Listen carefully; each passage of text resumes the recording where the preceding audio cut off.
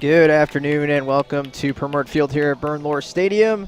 Tonight, or this afternoon I should say, it's Ohio Northern in town for the OAC tournament final. Both teams prevailing on Thursday. Capital, as you saw here at Bernlohr, winning their matchup with John Carroll 3-0. 2 late goals made that look a little bit more comfortable than it was throughout the majority of that game. Capital was definitely trying to find themselves in the middle of that game. A third-minute goal from Sophia Leonetti, though, gave them that one-goal cushion that they held throughout the game.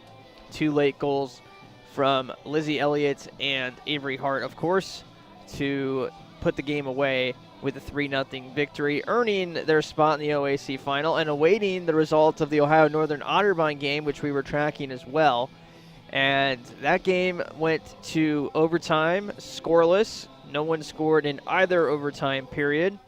And thus they went to the penalty kick shootout, in which Ohio Northern made their first 4 attempts and Otterbein only connected on 3.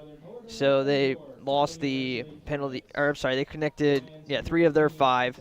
Ohio Northern was 4 for 4. So the Polar Bears didn't need their last kick as they had won the penalty kick shootout 4-3, and sets up a big battle here today with Capital. Both these teams ranked top 4 in this Ohio region that they are in, and receiving votes in the national polls as well. And both teams are fighting for a spot in the NCAA tournament today.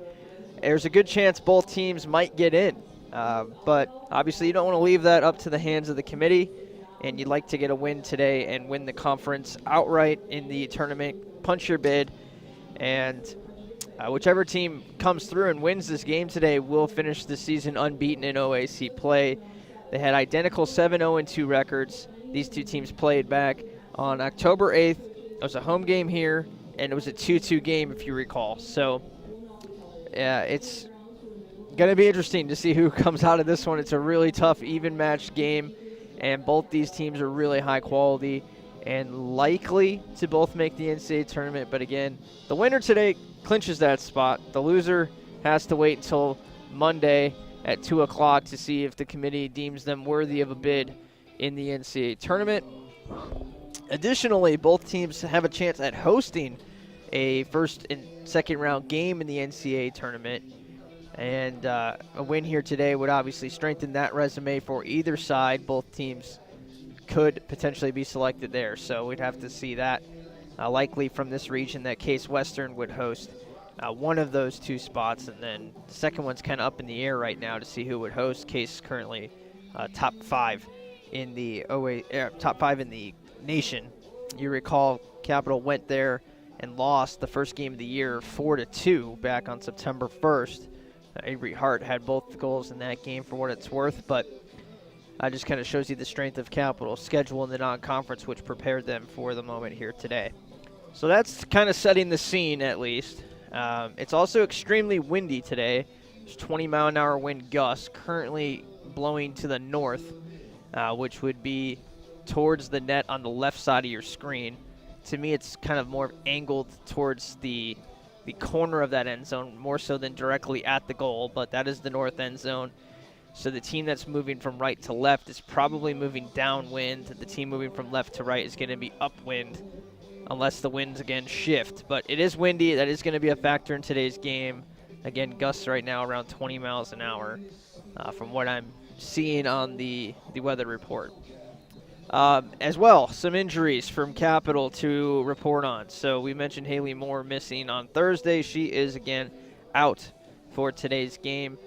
She still on crutches on the sideline in a boot. So not great outlook for her even being available next week. Similarly, they're almost like twins. Lexi Snyder is also in crutches in a boot, on the sideline. So she will be out today. She was injured in the game on Thursday. It was a game-time decision to play anyway. Tough through it and then suffered a non-contact injury to her foot. Hopefully it doesn't look like anything that's too serious for long-term, but for the right now and moving forward to next week, if the team continues on, both players I would say are highly questionable to be available. Maybe someone can make it back in time for a later round game in the NCAA tournament. but we don't have the full report there. For what it's worth, they're out tonight, or this afternoon. Berletic, Gambasini have been out all season. Ryan Michael and Maya Swearingen also scratched. So today, Capital has 18 players on their roster and a little bit shorthanded. And probably won't see very many subs in this game, maybe 2. Not that we've been seeing a lot of subs anyway, but the depth is certainly being tested, and probably going to see a similar alignment to what we saw after Snyder went down in the the semifinal game on Thursday.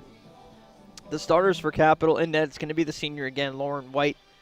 In the outer backs, it's going to be El Pelletier on one side, the freshman, flanked by the other freshman, Taylor Markham. In the middle, likely to see Abby Jackson and Tori Cottrell again. In the midfield starting will be Madeline Woodruff, Nicole Ogden, and Sophia Leonetti. Those 3 have been just solid. And up top, you have Avery Hart, Grace Estes, and Francesca Longano. And Longano did play a little bit in the midfield, and Woodruff played up top, so we might see that switch as well. We'll see how that plays out throughout the game, where those 2 players start on the field. But they're both out there to get things started for Capital. On the other side for Ohio Northern, they have the #1 goalkeeper in the conference statistically in GAA. It's senior Becky Moss, and she is definitely one of the best here in the conference. She's joined by Jill Roberts, Elizabeth Pierce, Kylie Brown, Emma Bowman, Alexa Clampett, Jane Rearing, Bree Strauss, Annalise Jansen, Allie Macbeth, and Kylie Cabana. So that'll be the 11 for the Polar Bears. The Polar Bears have allowed 3 goals in conference play in now 10 games if you count the semifinal against Otterbein. Capital scored 2 of those 3 goals, for what it's worth. Both these teams scored 26 goals in the 9 regular season games in OAC play. And the #1 and #2 offense going at it. Also the #1 and #3 defense in terms of goals against. Capital being 3rd there, Otterbein being 2nd. And Capital only allowed 6 goals in their 9 games, so it's not like it's a bad number there. Otterbein allowed 4, and Ohio Northern allowed 3. So you have that to look out for. 2 really good goalies, the #1 GAA in Moss on the other side. Lauren White, depending on qualifications of games played and all of that, I think she currently ranks 4th. Let me double check that here. Ranks 5th in GAA at 1.10, and of her teammate Alford's at 0.57. So if you count just the players that have the more minutes in net, even though Alford qualifies, she would be 4th among starters in the OAC, trailing just Galloway, Schwertfeger, and Moss from Wilmington, Otterbein, and Ohio Northern respectively. In terms of goal scorers to watch out for on this Ohio Northern team, they have a few that can fill it up, but it's mostly an attack that is based on a lot of different players being involved. But they do have an 8-goal scorer in Alyssa Beckett and 2 5-goal scorers in Kylie Cabana and Jill Roberts. All those players are in the starting lineup except for Alyssa Beckett, who is not today. She's not scratched, but she does come off the bench for the Polar Bears. Let's get to the public address for the starting lineups that we just ran through here, get to our anthem, and kick things off in the OAC Championship. Fans, let's meet today's starting lineups. First for the visiting Polar Bears. #2, Jill Roberts. #3, Elizabeth Pierce. #5, Kylie Brown. #6, Emma Bowman.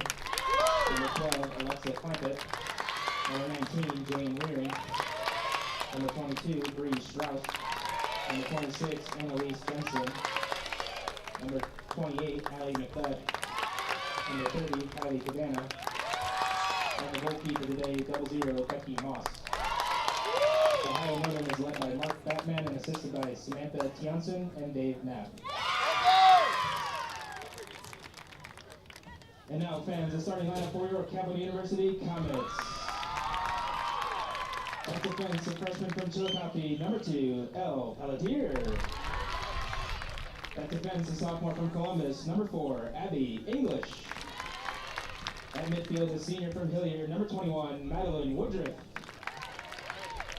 At midfield, a sophomore from Dublin, number 12, Nicole Ogden.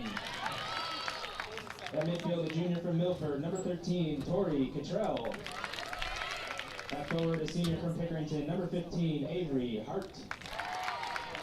At defense, a freshman from Gahanna, number 23, Taylor Markham. At midfield, a junior from Westerville, number 22, Sophia Leonetti. At forward, a sophomore from Mayfield, number 27, Francesca Langano. At forward, a sophomore from West Liberty, number 30, Grace Estes. And in goal for your Comets, a senior from Dublin, number 1, Lauren White.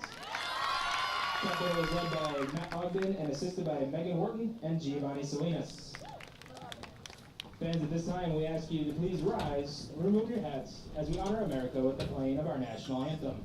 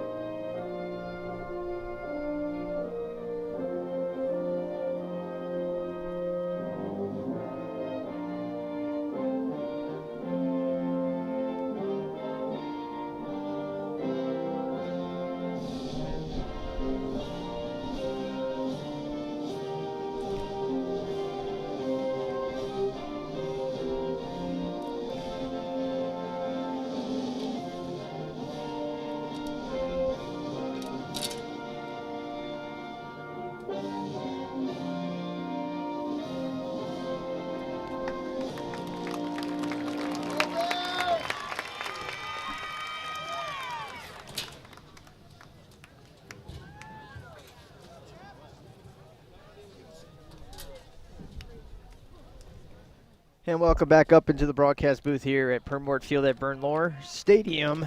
Ohio Northern Capital, both 7-0-2 in conference play. The number 1 and number 2 seed, they've been on this collision path since they met back on October 8th.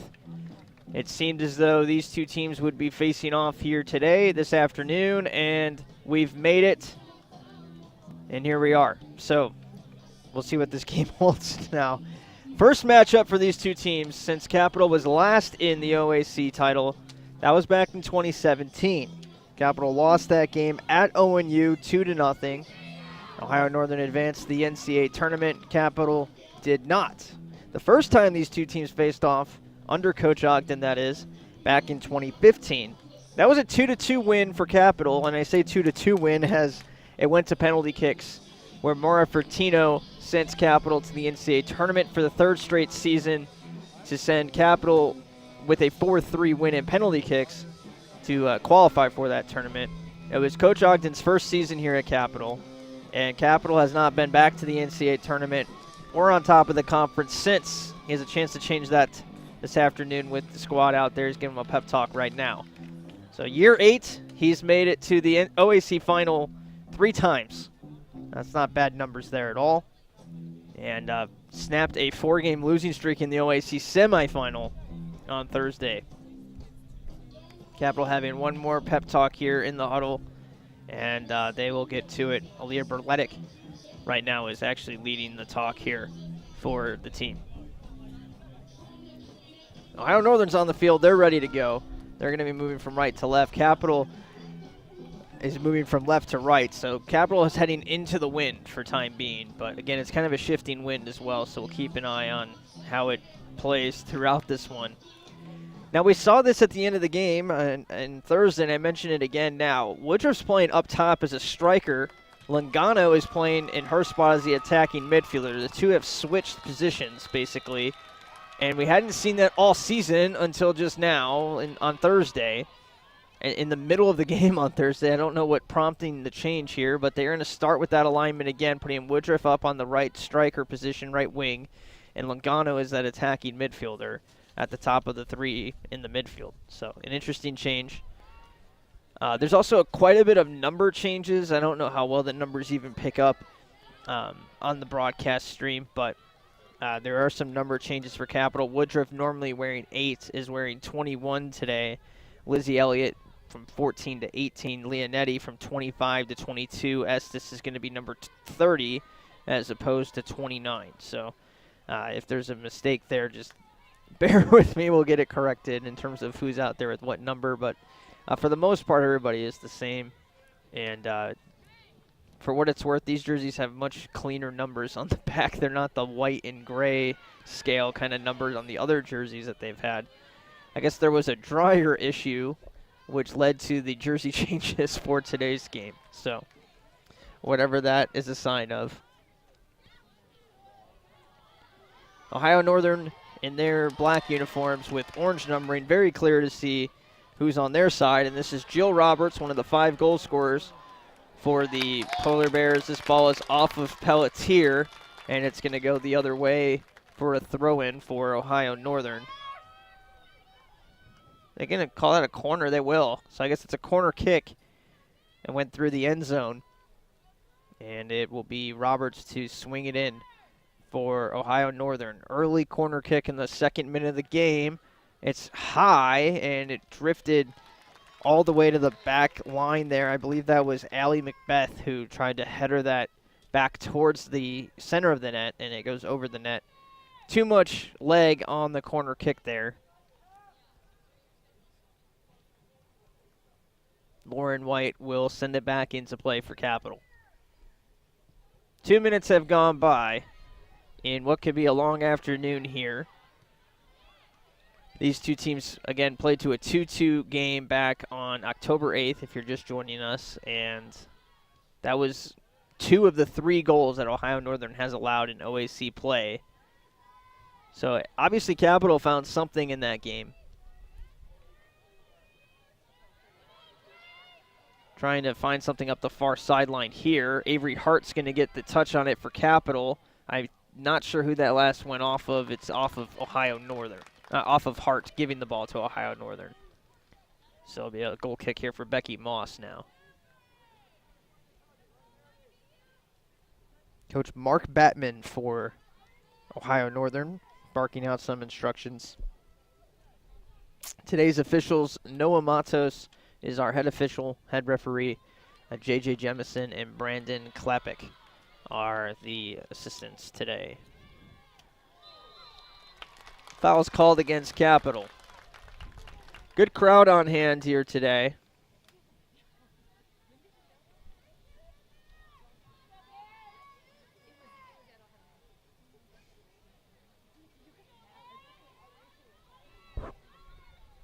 It'll be sent on towards the net, and White's going to have to grab it out of the air. Kylie Cabana showing off the leg. She booted that from all the way from midfield, about 60 yards on a fly, right to White, who just caught it out of the air. I don't know if Cabana was trying to put it on net or just try to get a header on to the, try to find a head of a teammate to get onto the net, but regardless, it was a line drive kick right to White. She grabs it, and now Capital will have a chance from basically the same spot. Could be Cottrell or English to take this here for Capital. Looks like it's going to be English.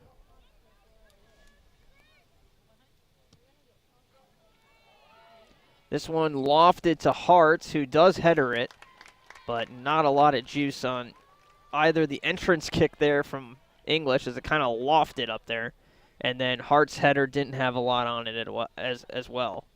Now Moss will put it down on the turf and send it upfield. She's got a strong leg. English knocks it down. Actually, that's Cottrell, knocking that one down. It'll come down to the near side of the field. Woodruff controls for Capital. Woodruff has Hart to the right. And didn't quite get it to her. Kicked out of bounds by Bree Strauss. 5 minutes have gone by. Both teams trying to kind of figure something out here early on.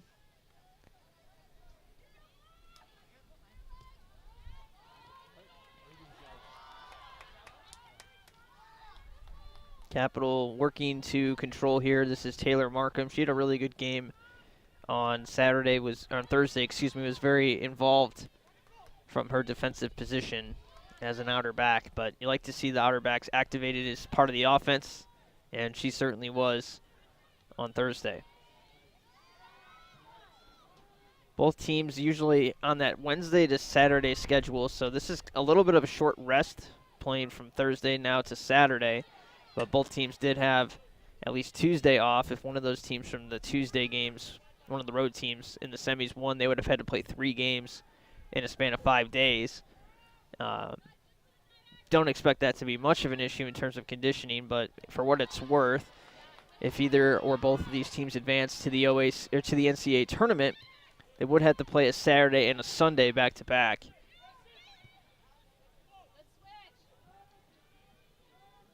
Ohio Northern going to try the far end of the field here as Strauss sends it up there. Controlled by Pierce.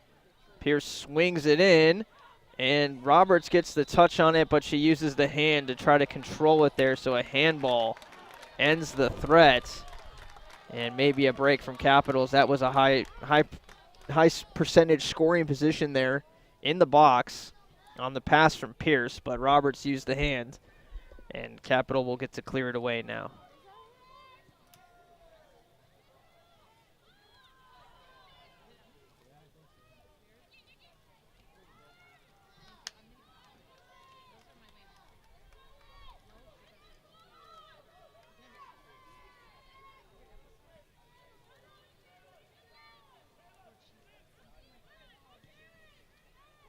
White will send it back into play with a punt this time.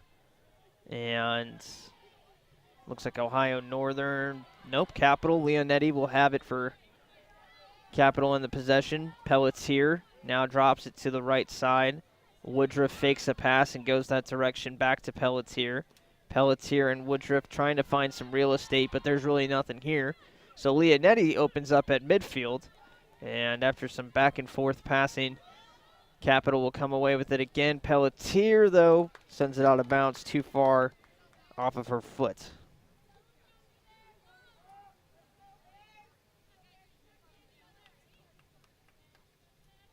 Throw-in coming for Ohio Northern. It's thrown in by Jansen. Jansen to clamp it. And they go all the way back to the back line of the defense with Cabana. Cabana sends it out wide. They've been liking that high end of the field so far. Ohio Northern played over 110 minutes on Thursday without scoring a goal. So offense is a little bit struggling, but they've also played against Otterbein. Not that surprising that they had trouble scoring against a team that allowed just 4 goals in OAC play. Capital defeating Otterbein 1-0 was the difference in who hosted this game, as Capital's tie came to Baldwin-Wallace. The way the tiebreaker works is head-to-head first, and then if that is a tie, which it was between these two teams, it then goes to the third-place team in the conference and your record against that team, and then if that's the same, your record against the fourth-place team, and it just kind of goes down the list. So if you have a slip-up against a worse team in the conference, in terms of the final standings, it actually benefits you from a tiebreaker standpoint. It's kind of a weird way of doing it, but that's how the OAC has done it. And so when Capital lost to Baldwin-Wallace, Ohio Northern defeated Baldwin-Wallace, but the Yellow Jackets finished 5th in the conference. And Otterbein, who finished 3rd in the conference, was beaten by Capital and tied Ohio Northern. So by virtue of that, you go down the list from 3, again, down the list. So the two teams at 1 and 2 were tied, so you go to the record against the third-place team in the conference, Capital 1-0, Ohio Northern 0-1, and it was done right then and there that Capital is going to be the 1 seed. So it's interesting that Otterbein still kind of figures into today's game despite not being a member in it. They had to battle against Ohio Northern in a much tougher semifinal, that 2-3 game versus the 1-4 game, especially in recent years with how good Ohio Northern, Otterbein, and Capital have been. And after getting through Otterbein, they still have to come here because of Capital defeating Otterbein in the regular season. It's just kind of interesting how that all works out.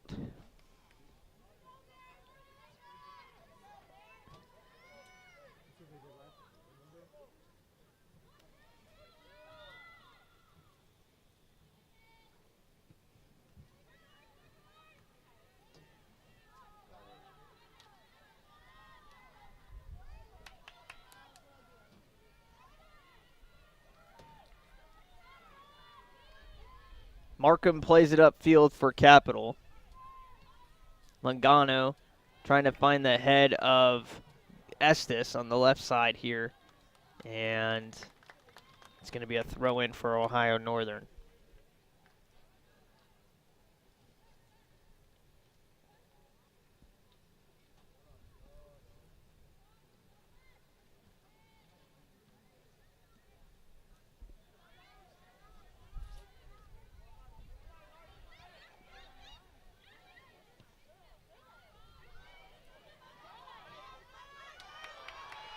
Ohio Northern trying to get something going on this end of the field now.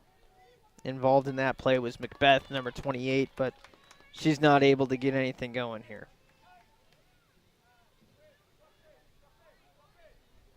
Throw in for Ohio Northern. Possession's been pretty even. Both teams have had some opportunities in terms of position on the field, but nothing that has been incredibly fearful from either side in terms of a goal. There was a corner kick earlier.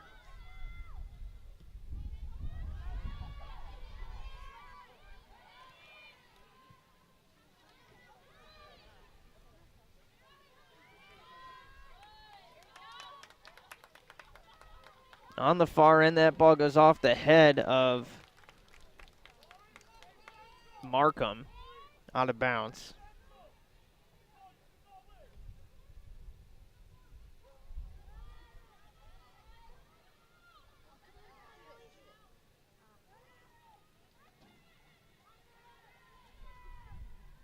Markham still trying to get this away from the Polar Bears, who now bring it into the box. Pierce, fouled up by Clampett. Back to Pierce. Pierce looking for some help, swings it around, and a shot attempt is way wide. But a pretty good look for Macbeth. And Capital might have got a little bit lucky there that was such a missed kick.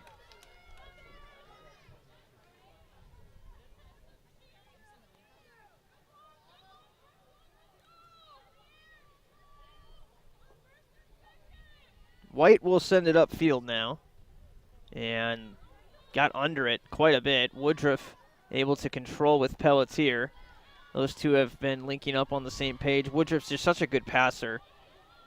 She can have good chemistry with almost anybody, it seems. She's played really well with Hart early in this later in this season in conference play. Those two at the end of the season were just kind of on the same page, it seemed like, at all times.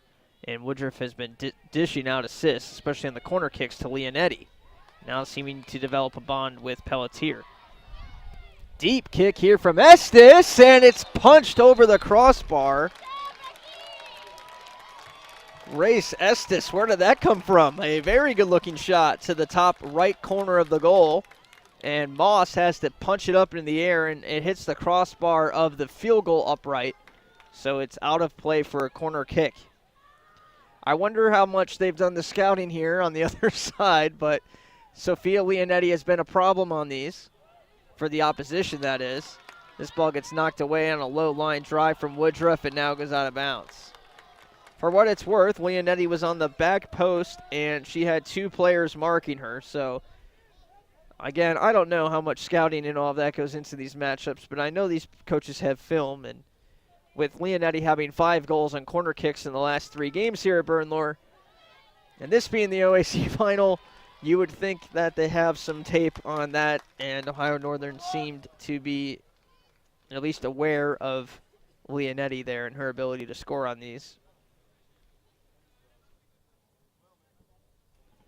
So they definitely put some attention on Leonetti, and Capital doesn't really get anything out of that corner kick as a result.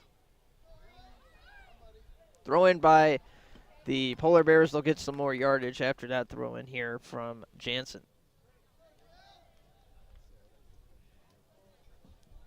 29:40 to play in the first half, to be exact.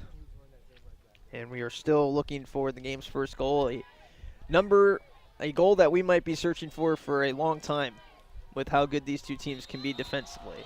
It's going to be a foul on Pierce. Leonetti wins it for Capital.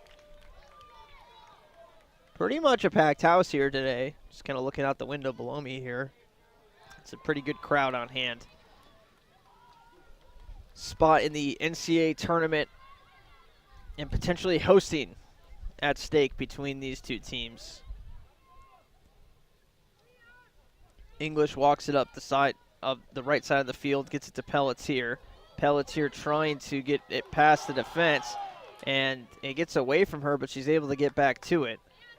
Ogden looks for some options and plays it back to English. I know Capital got some new uniforms, so I'm not sure when the last time they wore these is. And I just kind of had the thought that maybe the last time they wore them was back in 2015 or 2017 when they were in this game. The unintentional throwback uniform.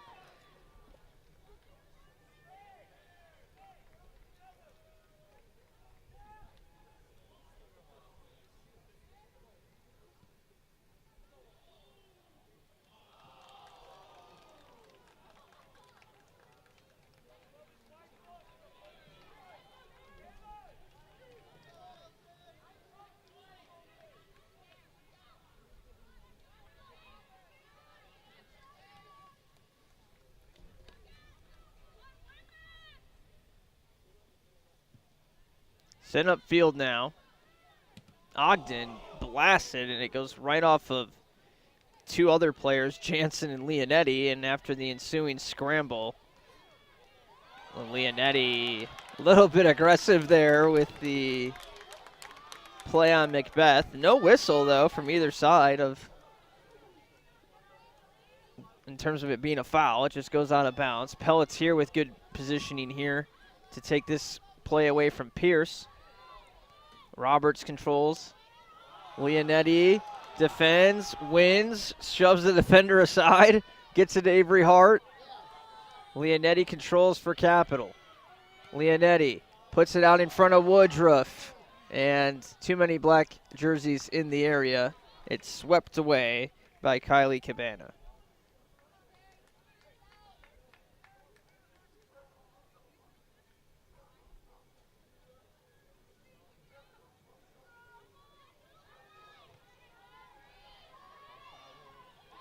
Mangano goes down.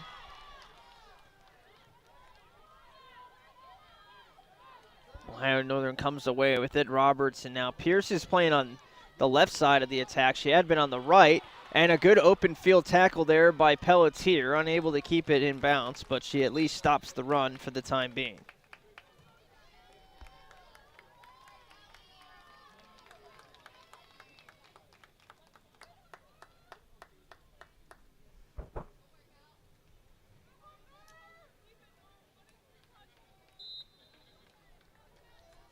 Thrown in now. Woodruff.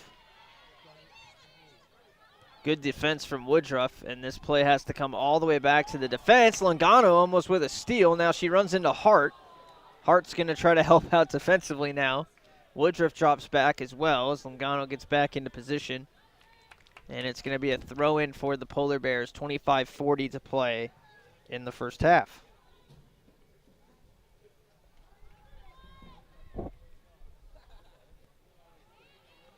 Cap has possession. Woodruff working through three players. Longano, nice defense, I guess, there from Emma Bowman. Neither team has used a sub as well at this point. We mentioned Capital quite shorthanded today without Snyder and Moore, in addition to the other injuries they had prior to those two this week. And they have 18 players dressed and available today, 2 of which are goalies. So you have 5 subs that you could use potentially for Capital, so we don't see very many changes. Pelletier continuing to bring it upfield, and a little bit too far off the foot of Woodruff, out of bounds.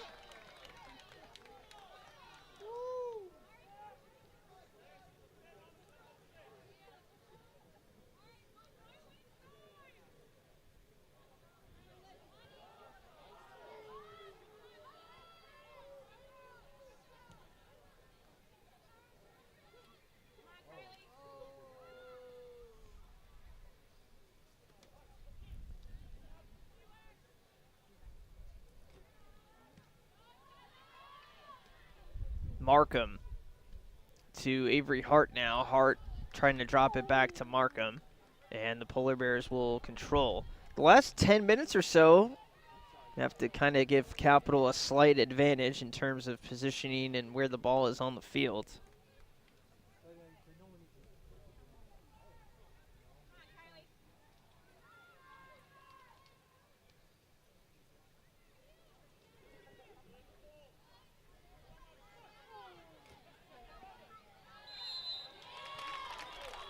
Another whistle gives possession here to Ohio Northern again.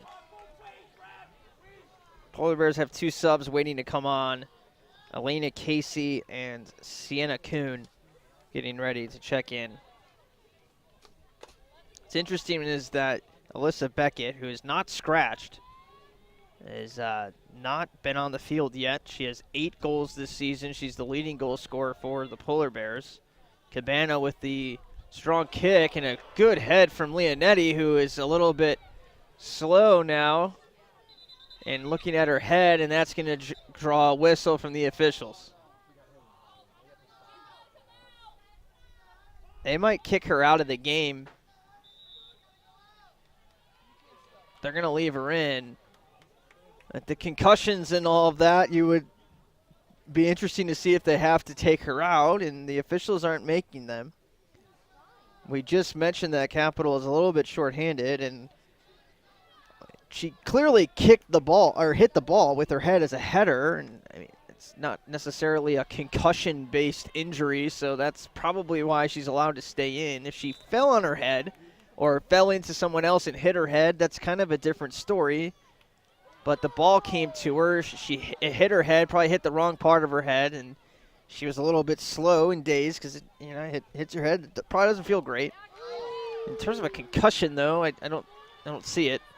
Some of the fans below me were clamoring for her to have to come out. It's a shot here that gets blocked out of bounds off of Clampett, and then kicked by Clampett off of English, and it's going to be a corner kick for Ohio Northern. And here come their 2 subs. Again, still no Beckett.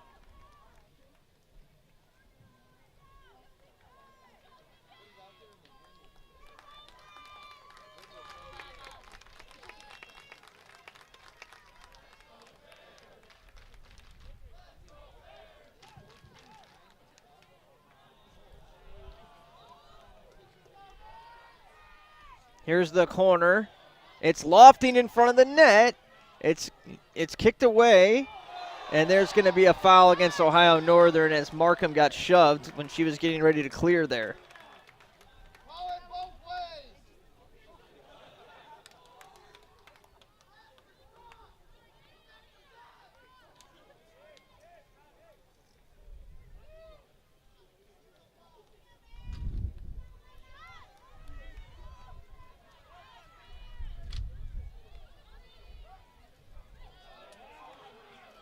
Kick to Woodruff on the wing here. Capitals did a nice job countering. Woodruff trying to drive it to the far post.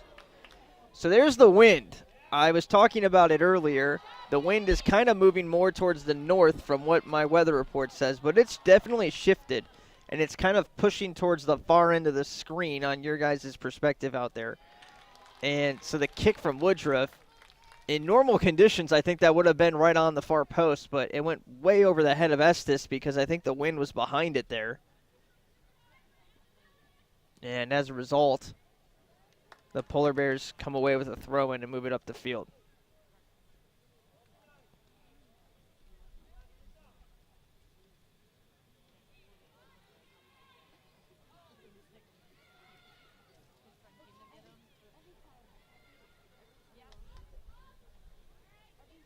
Throw in for Capital now on the far end. 20:35 to play.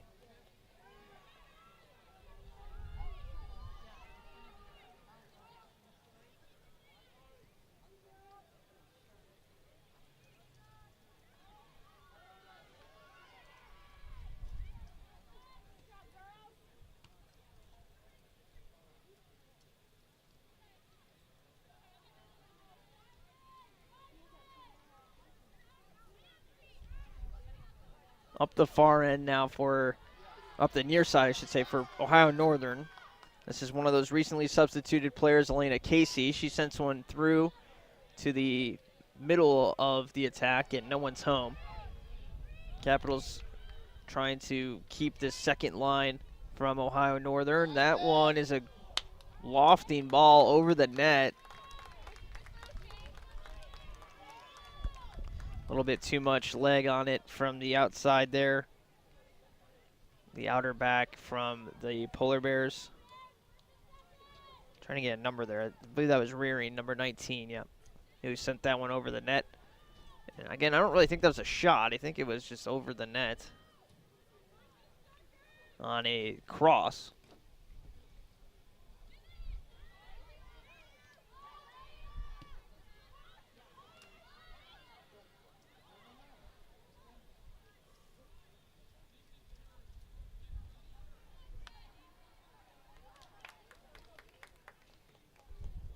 I mentioned that Capital was getting more of the possession and more of the better field position earlier in the last 10 minutes or so. It's kind of changed now.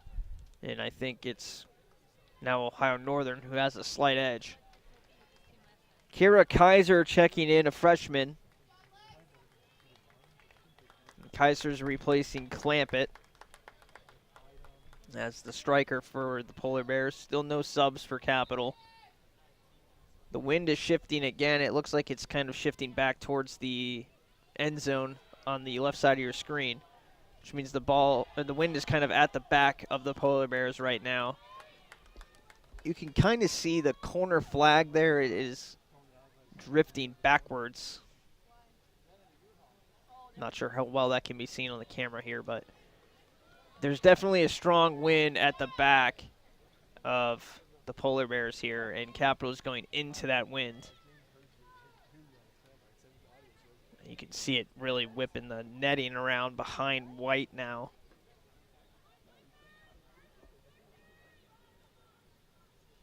So that's what White is kicking into right now. And this one goes well short, as you can see, short of the 40-yard line. So that is a good sequence there that kind of shows you the wind and the factors that it's had in this one. And for the most part, Capital has held their ground here. 17 and a half minutes to play until halftime. They switch sides. They'd have the wind at their back in the second half. And if it's still tied, then that would probably shift the advantage a little bit towards Capital. So if you're Ohio Northern here, you're downwind, you have to think of trying to get something here before the end of half and take advantage of having the better side.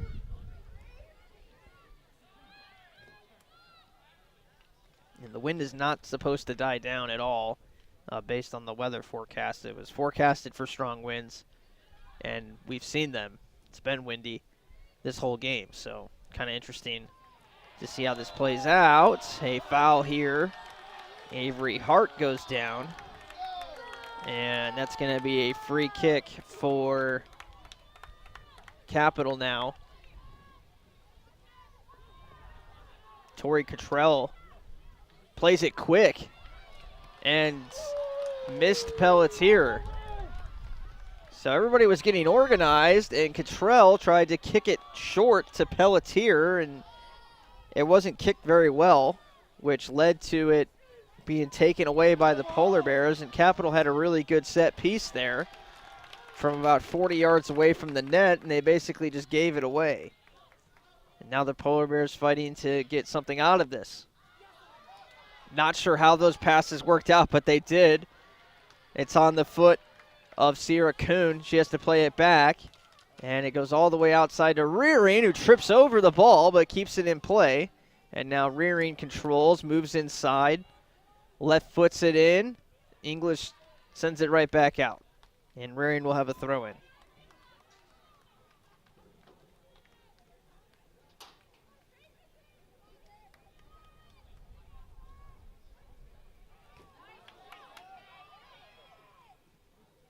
Cottrell headers away. At the top of the box, though, it's Brown. Brown looking for help, drops it back to Metcalf. And it's cleared away.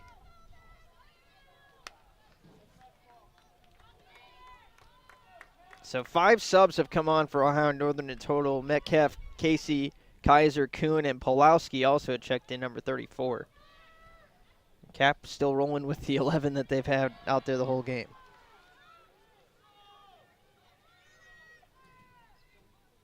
English to Cottrell. Up the far side of the field to Markham.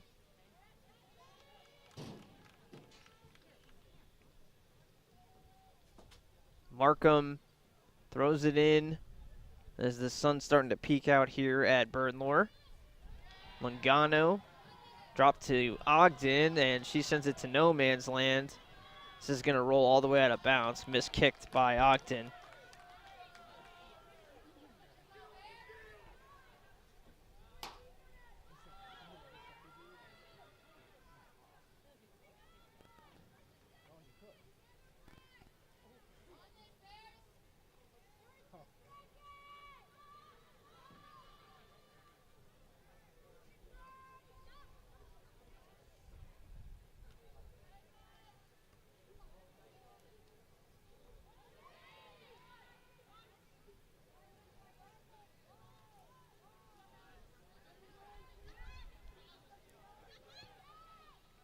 English cuts down that play from Ohio Northern. Leonetti to the left, and trying to work around Leonetti, and successfully doing so is Kaiser. Now a ball sent too far out in front of Kuhn.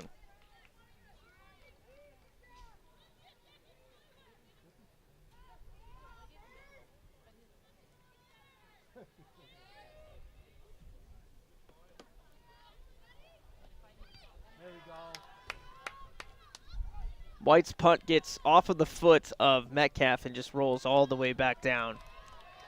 Throw in for Capital. 13 minutes, again, into the wind here, which has been picking up over the last few minutes. And they're going to say Ohio Northern ball again. Thrown in this time by Pulowski, who comes all the way down. Pulowski throws it forward. Drop back to her, crossed in, and English headers it out. White might have had a clean piece at that to catch it.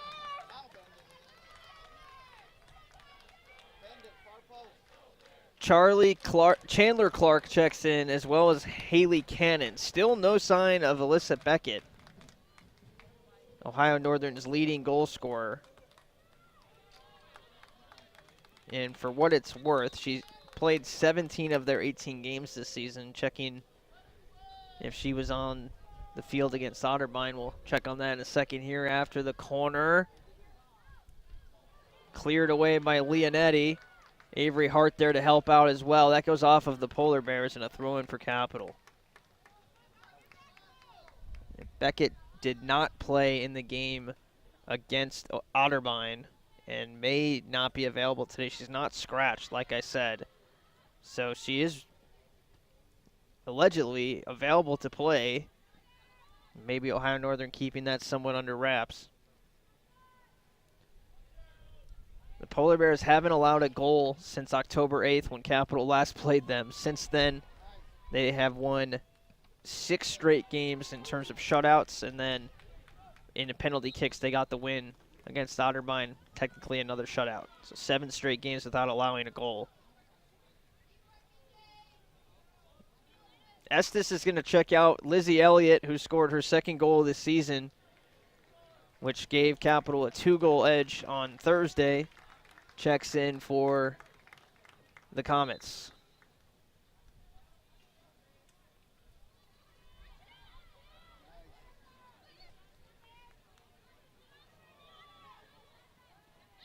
For what it's worth, when these two teams first matched up back on October 8th, Alyssa Beckett scored one of the 2 goals.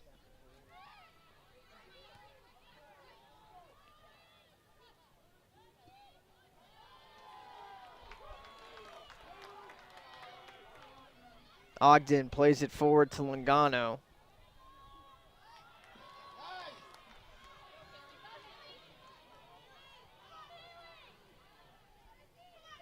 It was taken away by the Polar Bears and now worked forward by Cannon. Cannon just kept dribbling and dribbling and nothing developed, and now Cap takes it back. 10 minutes to play in the half. Woodruff works it forward for Capital again.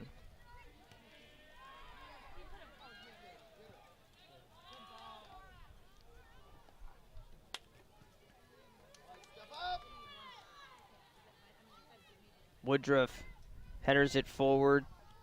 Played back down now.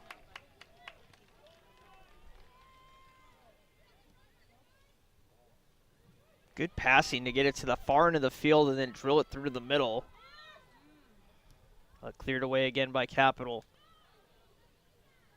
So far in the first 35 minutes, kind of what we've expected at this point.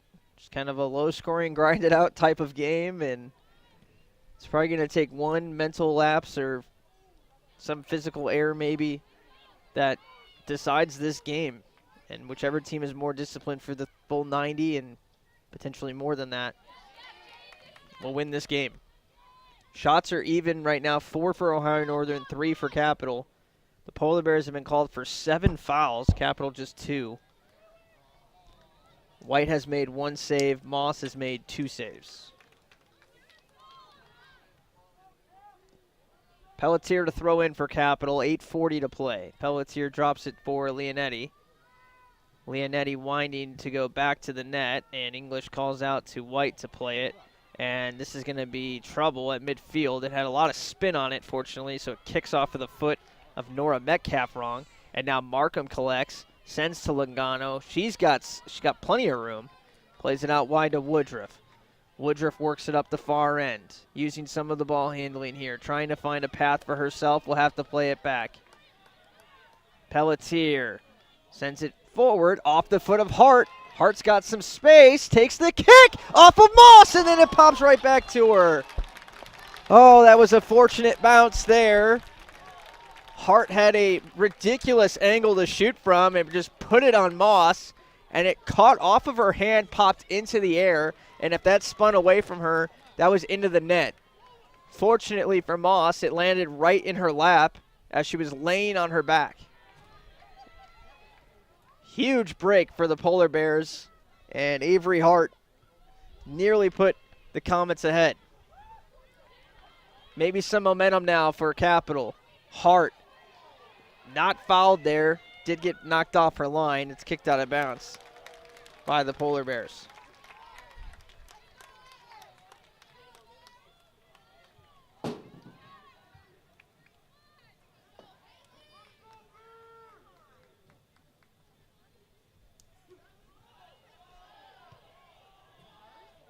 Send it on net. Moss again bobbles.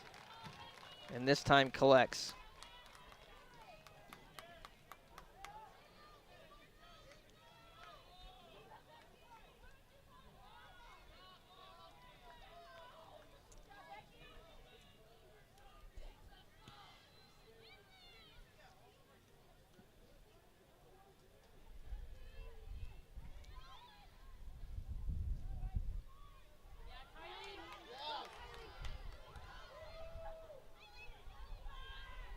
Ohio Northern trying to, I think, at least keep some possession away from their net. Capital's got some serious momentum developing on their end of the field. And once again, Cap seems to have a little bit more space to work with. Hart tries to put it out in front of Woodruff. They'll have to play it back to the keeper, Moss.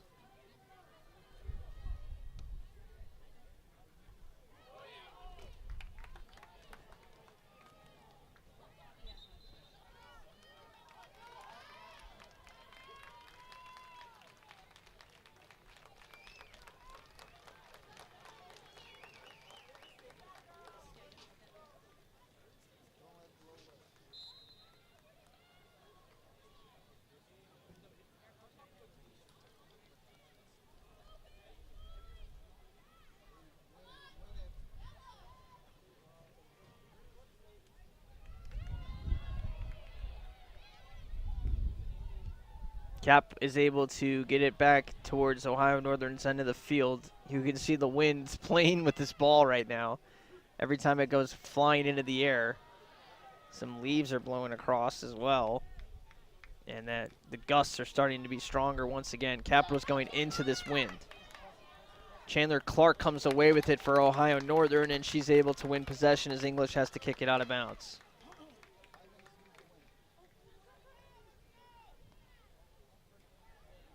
White will catch this out of the air, have a chance to clear now.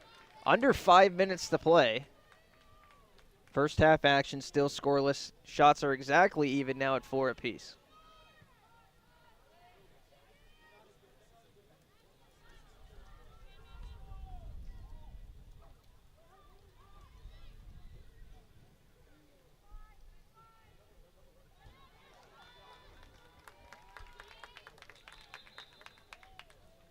Had to stop the play here as the ball went out of bounds and a second ball came back onto the field.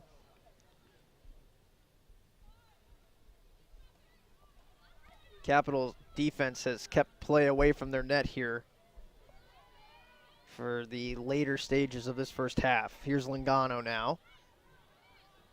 Hopping through 2 defenders, keeping possession, drilling it through to Woodruff, and did not make it through, but didn't turn it over either. That goes out of bounds. Markham looks like she got held and whipped around. Be a throw-in for the Comets anyway. Elliott, Ogden, and Hart working to get this upfield. Lingano is tripped up hard, and that's a whistle. Another foul called against the Polar Bears, and a set piece for Capital. Looks like Cottrell will take this one. Cottrell had the first free kick. I mentioned it was English back in maybe the 5th or 6th minute. Cottrell kicking this one again. She played the last one short. This one lofts up like the first one did to the front of the box. Leonetti comes jumping into the play. Kept it alive. And now a good header from English. Come on, that's not a foul. It's a clean play for Capital. And he says it's not a foul. And tough to read the conversation there. I mean, English played for the ball, and then Clark came running in.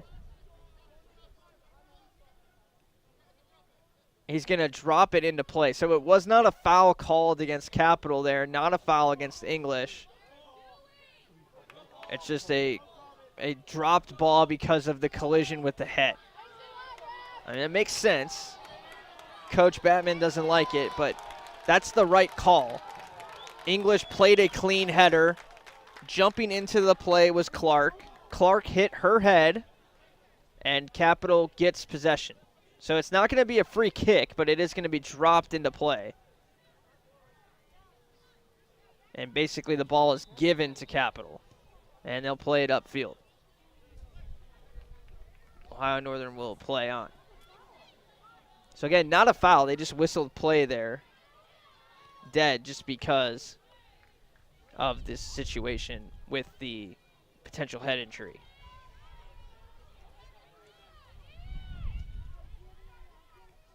Lingano gets shoved to the ground. No foul. And Ohio Northern plays on with an advantage. They said that was, if anything, a foul on Lingano somehow. Pelletier leaves it for White. White clears away. 2:21 to play. Potentially a handball there, not called. And now the Polar Bears have some momentum coming down this side of the field. Libby Johnson looking for some help. Johnson crosses. White with the collision with the player Clark again.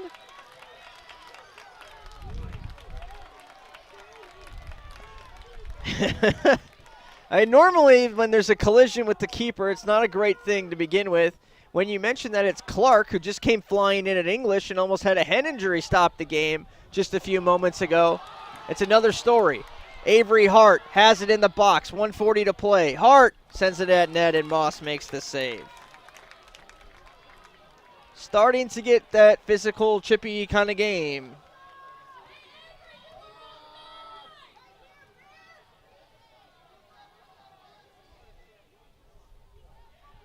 Cleared upfield.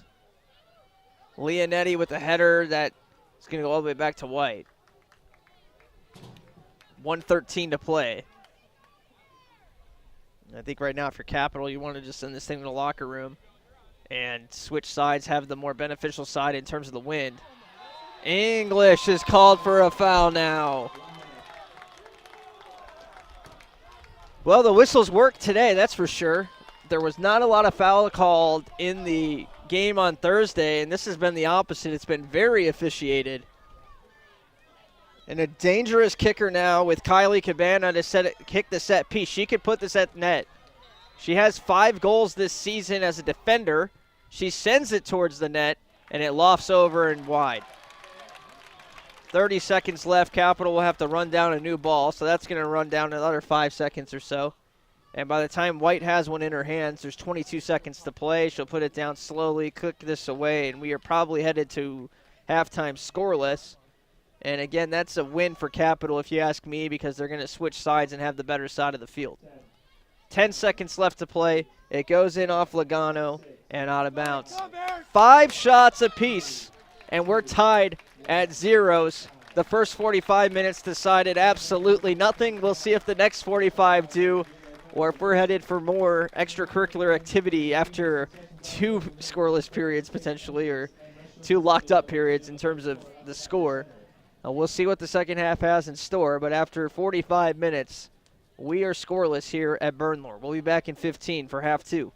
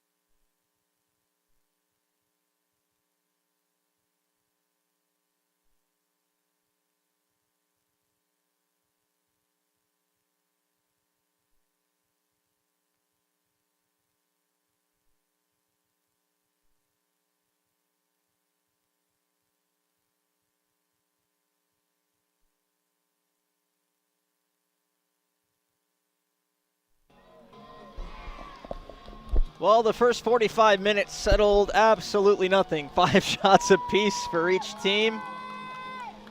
And we'll reset and do it again, but this time Capital has the wind at their backs. They'll be moving from right to left. Ohio Northern from left to right. And we'll see how big of a factor the wind is throughout the second half. You would think if this is the half, if Capital wants to have the best optimal advantage, it's right here in these 45 minutes. If it goes to overtime, sides will switch if it ends up going to PKs again. Like it has back in 2015, the last time Capital won this tournament. They'll kick at the same net, so you don't have that situation where one team could be kicking into the wind, the other kicking away from it. You can see the wind on the screen, on the camera that's recording. That's what that pole is right there at midfield. And you can see it whipping around. And there's a ton of weaves right next to Woodruff moving directly towards the northwest corner of the field, and a lot of that is a headwind right at the net where Capital's going to be shooting.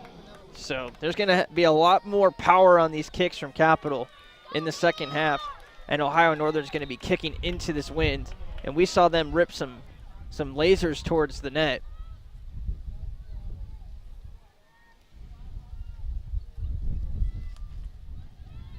Going to hear some papers flying around too here soon with the wind coming up into the booth.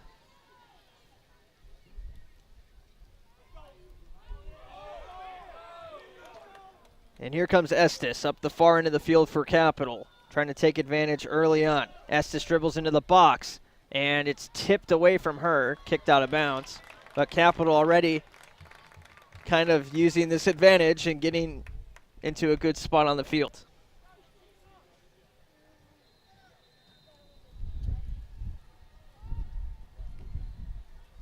Leonetti has to kind of dribbled it out of bounds there.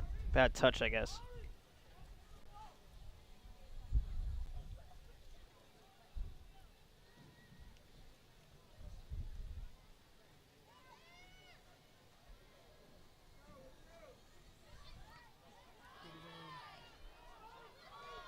Ohio Northern able to turn it back up the other way. And now running into the wind, they're experiencing a little bit of rhythm to this attack. Roberts kicks it out wide. Moved in by Clampett to the far side. Pierce tried to header it. And there's the wind right there.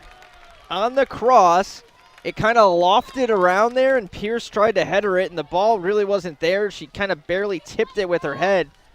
And on a cleaner, more crisp day, I think that's a better pass, a more crisp pass that gets a better touch and probably a goal. So Cap catches a break already.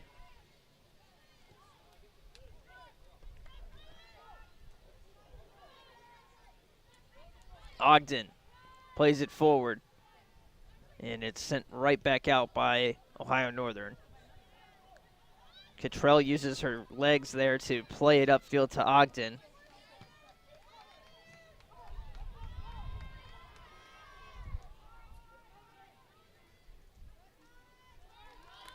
That one goes through the end zone now, goal kick. It's definitely going to be a little bit of an adjustment for both teams here. As certain kicks for, let's say, for Capital first, their kicks probably going to have a little bit too much on them because they've been compensating kicking into a wind, whereas Ohio Northern might not have enough on them because they've been kicking into the wind, maybe trying to take something off of it in the past. We just got a good gust up here in the box, and everything just went flying. Woodruff had it knocked away. Ogden trying to control now. Woodruff back to Ogden. And now Lungano gets involved, and a foul is called against Capital.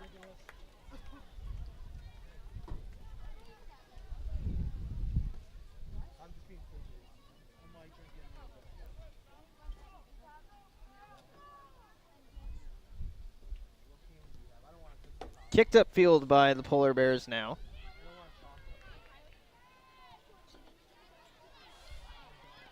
And Ohio Northern trying to get something going offensively. They haven't had a whole lot here in this half, as it's only been the first 4 minutes or so, but it's been a lot of playing on their heels now, trying to turn it around. They did have Pierce have an opportunity earlier, and now a foul is called against the Polar Bears. A very heavily officiated game to this point.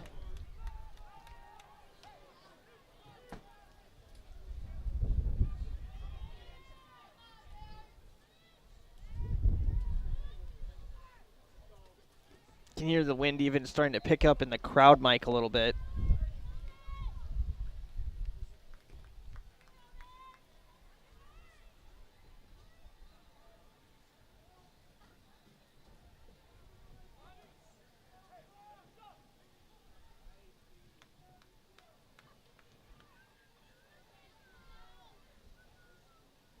Hart on the throw-in from Pelletier. That ball is kind of bouncing all over the place. Leonetti gets it to Longano, and now Ohio Northern will have some momentum upfield. Roberts checks behind her, nothing there. Now Roberts will move it to the left. She gets upfield. English trying to shut the door, and got enough of it there to do so. Pelletier now moves it towards the other end of the field, and it's kicked out of bounds over the fence line.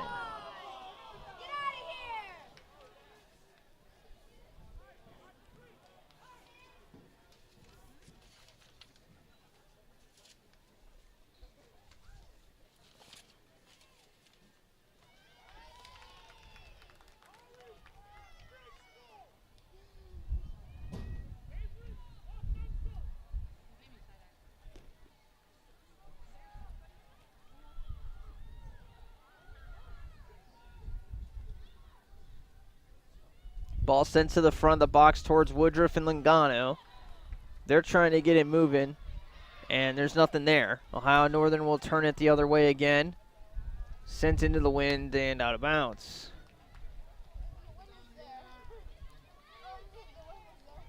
"39 minutes to play.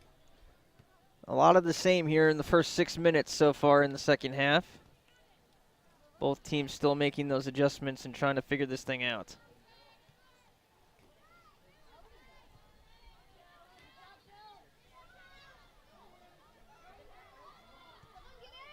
Ball sent towards the net by Roberts. Pelletier headered it.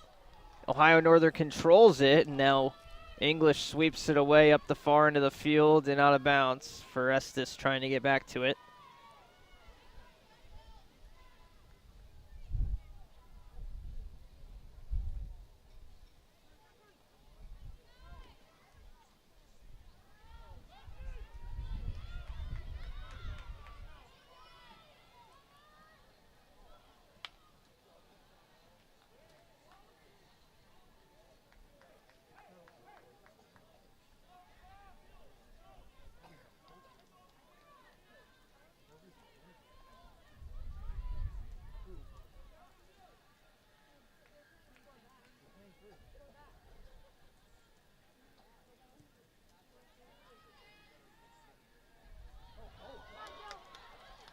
Ball sent upfield by Ohio Northern, and they're starting to get some more momentum. Again, here's Pierce bringing it in, and Markham does a nice job of cleanly knocking it loose and then passing it away out of bounds.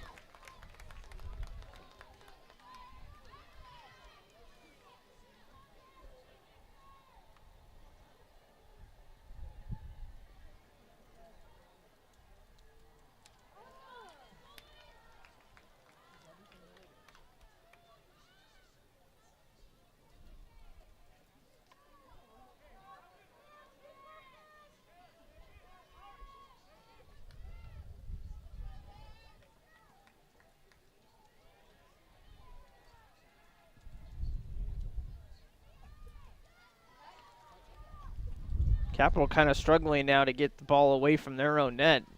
That was a ball that was barely kicked, it seemed like, by Cottrell, and it just caught up the wind and went. And the wind is probably at its strongest force right now as it has been. And it's in Capital's possession. Leonetti. Look at this ball. Pop into the air. It goes nowhere. Maybe 15 yards up the field. Cottrell had to come in and play it forward.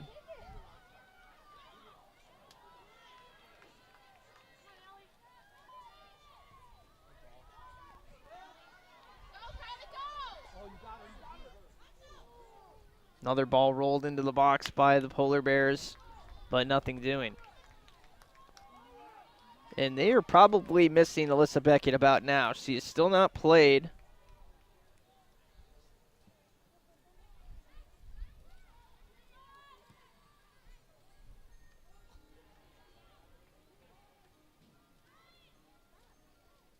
Again, 8 goals for her in 17 games this season. And she did not play against Otterbein. They did not score in that game, which, again, I don't know how much of that is Beckett not being there versus you're probably expecting maybe 1 or 2 goals at best in that game anyway. But without her, it seems like they're missing a little bit on the offensive end. Pelletier gets taken down by an excellent slide tackle.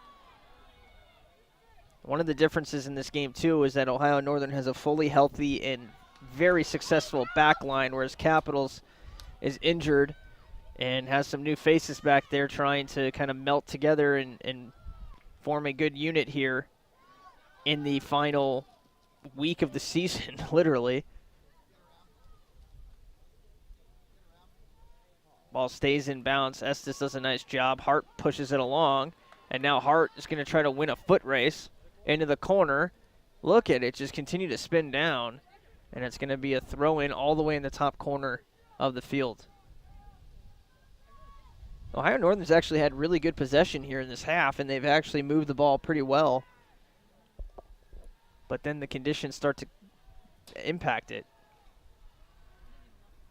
They've made some good adjustments here at halftime and have had some good things develop.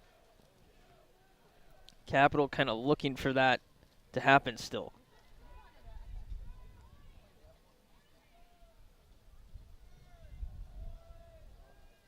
Pelletier throws it in off the foot of Hart.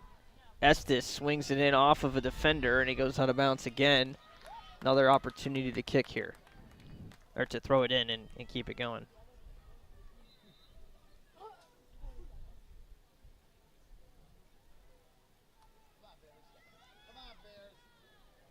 Ball sent in, headed out, and Pierce will turn and go. Plays it to the near side of the field. Roberts tries to run it down, and it's going to go out of bounds.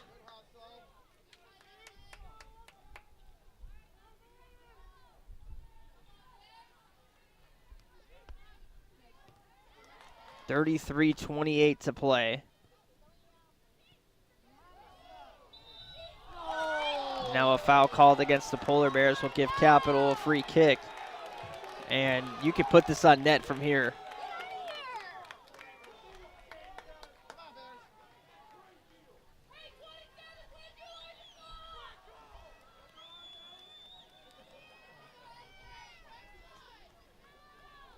It'll be taken by Markham. She sends it to the front of the box. Leonetti with a head on it, and it's going to bounce to Moss, and Moss will cleanly scoop it up.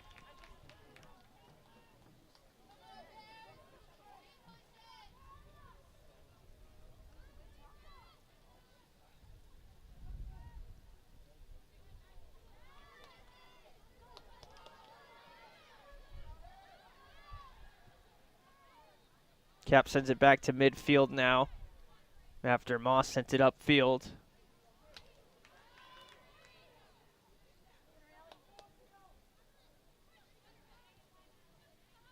Woodruff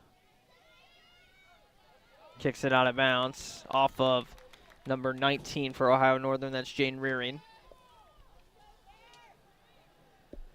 Well, we have 32 minutes to play now. First 13 minutes of the half. We've seen a little bit more activity. Both teams now starting to kind of generate a little bit more, but still haven't had that moment yet here in this half.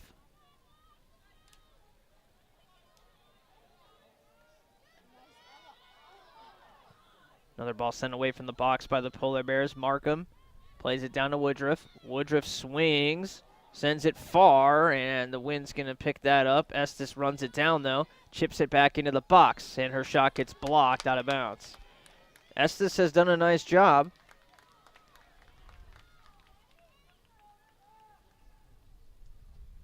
And keeps the threat alive here, continuing to put pressure on this attack.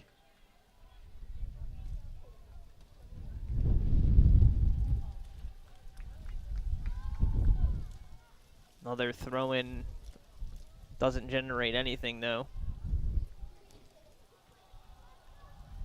And we'll see what Ohio Northern elects to do here. They're currently just waiting for this wind to die down. Now Moss sends it upfield afterwards.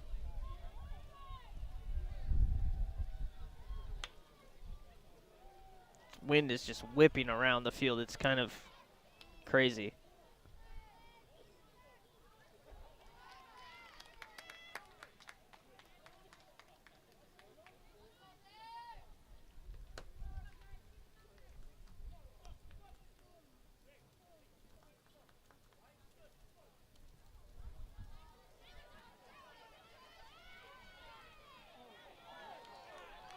Another throw in for Capital.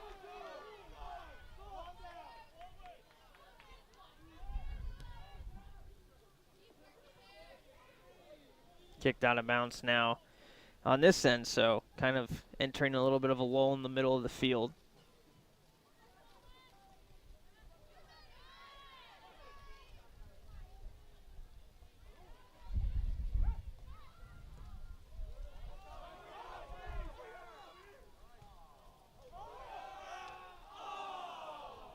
Another throw in for Capital on the near side.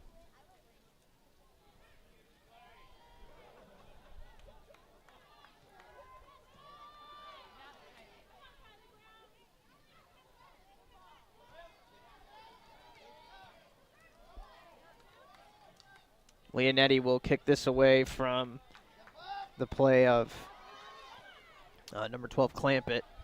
It's still loose in the box. Roberts turns and sends it in. One little miscue, and that's all it takes sometimes.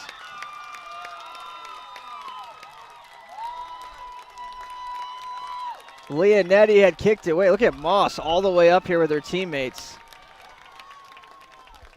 A little miscue there. Leonetti had kicked it away from what seemed to be the chance of Clampett, and all of a sudden it ends up on the foot of Roberts in the box, and Roberts just turns and simply throws it at the net, and it was enough to beat White. And despite going into the wind, Ohio Northern has scored first in this game. They lead 1-0.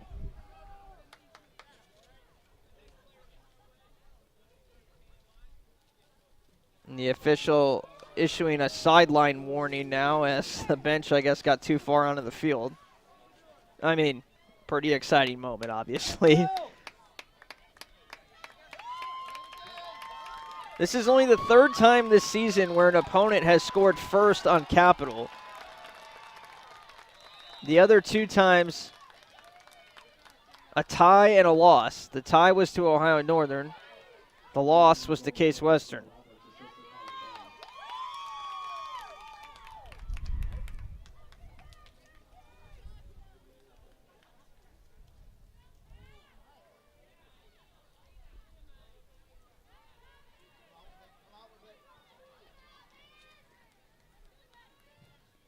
One nothing Polar Bears. It took the 7th shot of the game for a breakthrough for the Polar Bears, but they were able to. And White concedes it on the goal from Jill Roberts. An assist issued to Kylie Brown, who was also involved in the box there.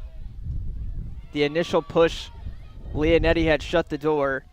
And after a couple of bounces, Roberts gets it in a really good spot and just her back was facing the goal at first, and she kind of just turned around and as she was 180 kind of spinning, just sent it at the net. That was all she was trying to do, send it at the net, hope something good happens, and that's exactly what happened. And how about Jill Roberts? Give her some credit. 5 goals on the season, but without Beckett being a part of this game, Jill Roberts finds the goal that gives Ohio Northern the lead, and they're 27 minutes away from punching a ticket to the NCAA tournament and potentially hosting a first-round game. Leonetti will play it up far sideline to Estes, who keeps it in play. There's still plenty of time in this game for Capital, but this is an Ohio Northern team that has not allowed a goal since October 8th, which was here at this field against this Capital team when they got 2. And they still have 12-goal scorer Avery Hart on our side. But it's going to be a tough task to find one to tie it. But at this point, you're just looking for the tie to send this into extras. And in the extra frames, we'll see what we can do.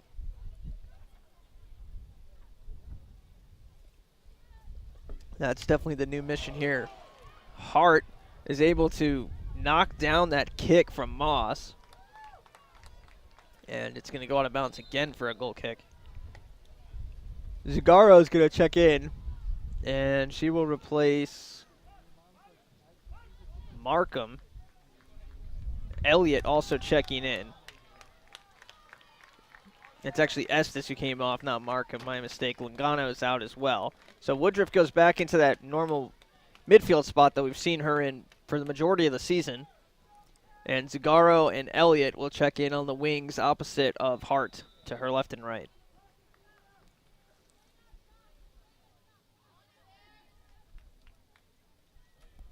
Exactly 26 minutes to play here from Bernlohr in the second half. And it's 1-0 Polar Bears on Jill Roberts' current difference in the game goal. 6th of the season again. And she also scored against Capital back on October 8th. So she has gotten the better of Capital twice now. Thrown in. And once again kicked out of bounds. Polar Bears will have it again.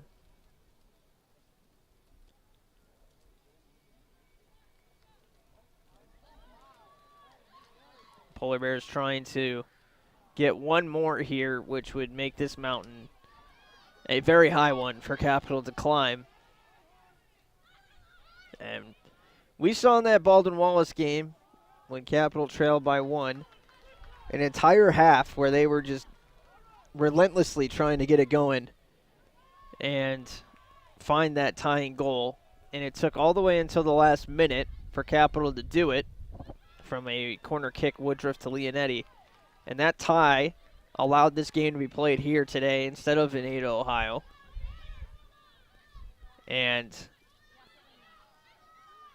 as Cap continues to try to get something going again offensively, we've seen it, is kind of my point. The desperation and the just foot on the gas mentality trying to get the ball into the net to tie a game. And we saw it a week ago. And now we're going to need to see it again from Capital. And these are really good trying moments for a team that wants to make a deep run in the NCAA tournament. And here it is. You've got to try to tie this game and force overtime to have a chance to make that tournament and not leave it in the hands of a committee to decide that you're one of the better at-large bids. Still 23-50 for Capital to try to change that. Markham will keep it in bounds here for Cap. Turns around and sends it towards Elliott.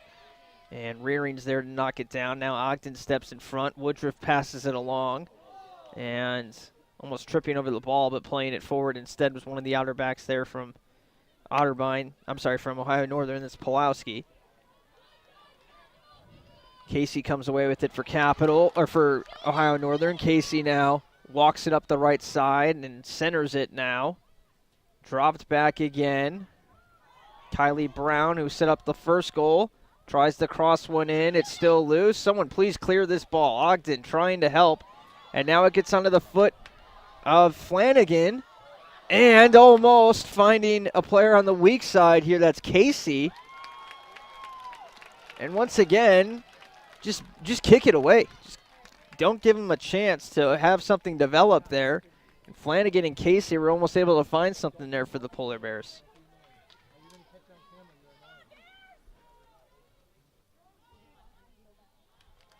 A battle in the corner, and Ohio Northern will keep possession.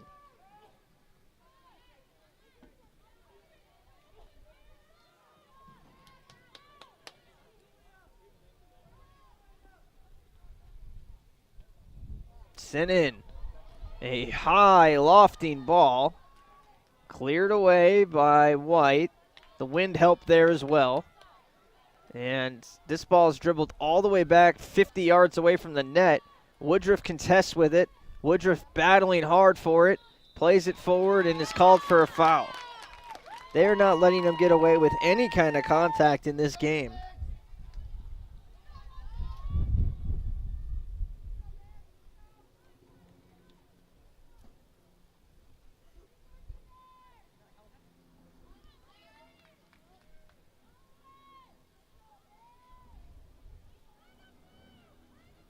So a kick into the wind here now by Kylie Cabana. She has a strong leg, and you see how much the kick makes a difference.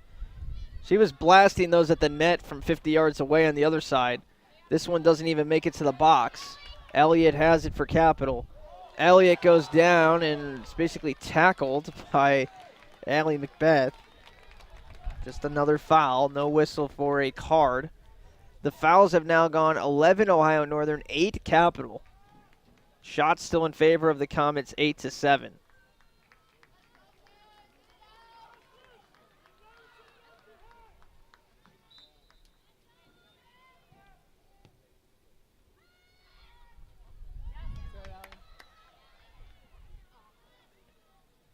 Ohio Northern just trying to get this ball out.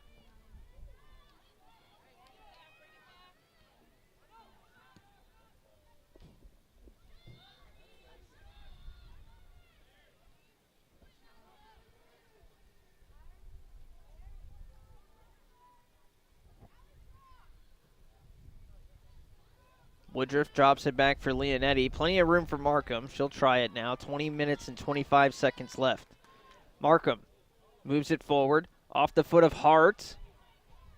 And a ball that was kicked up into the air and just blown out of bounds. Again, another one that once the wind got it, just kind of waiting to see where it ends up, I guess. Thrown in. Hart tried to turn and go, and once again it kicked out of bounds. She threw her hand up like she was going to touch it with her hand, maybe trying to fake the defender.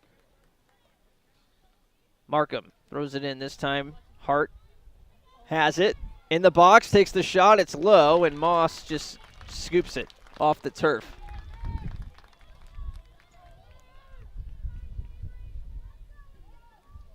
Trying to get Hart in a scoring position here.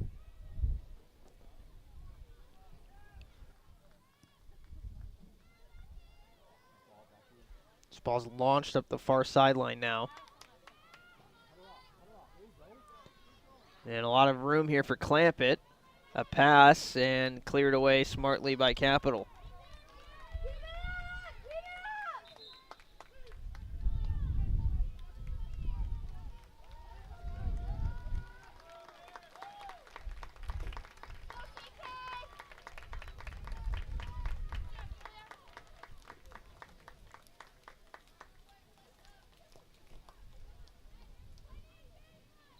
Throw in for Ohio Northern. Moss was credited with the save, by the way, on that shot from Hart. And quietly, she's actually scooped up 6 saves in this game now. The best one probably coming back on that shot from Estes that went off of her hand and off of the field goal upright, punching it over the net. A ball crossed in towards Brown. Brown put it right back down on the turf. Cap has to sweep it away. The Polar Bears still getting some really good push here towards the Capital net. Kaiser had it and lost it. Ohio Northern has used quite a bit of subs in this game. They've used a total of 10 different players off the bench in addition to their 11 starters. And that's more players than Capital even has available in this game. We've only seen Zagaro and Elliott come on as subs for the Comets. Throw in coming for Capital.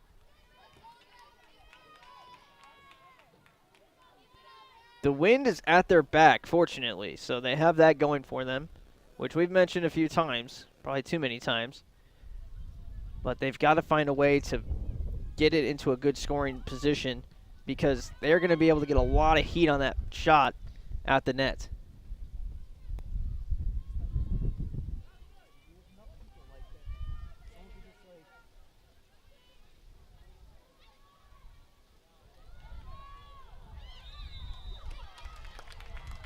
whistle, and it's possession given to the Polar Bears.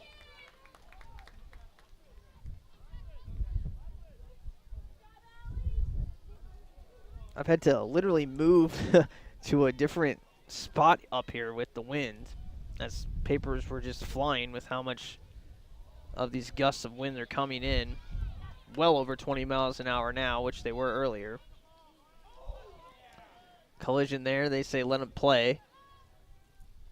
English with a header. It comes right back in. White has to leave the net. White does, and she'll get the ball here for Capital.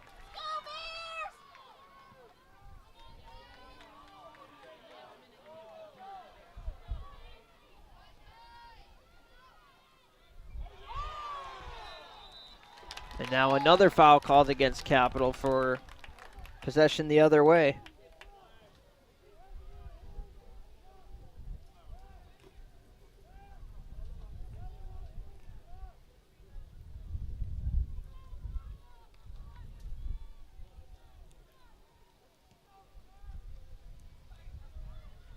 Ball sent upfield by Ohio Northern now. They're on this side of the 50.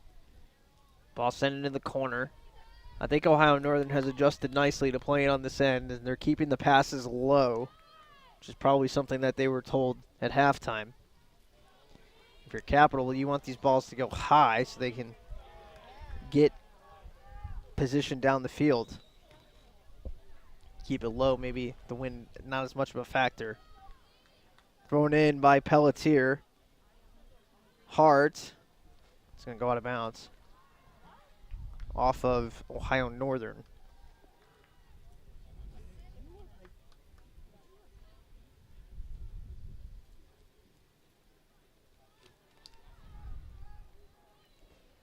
So Hart now walks it up the field. It gets blocked on a cross, crosses it again, and wind's going to push that out of bounds.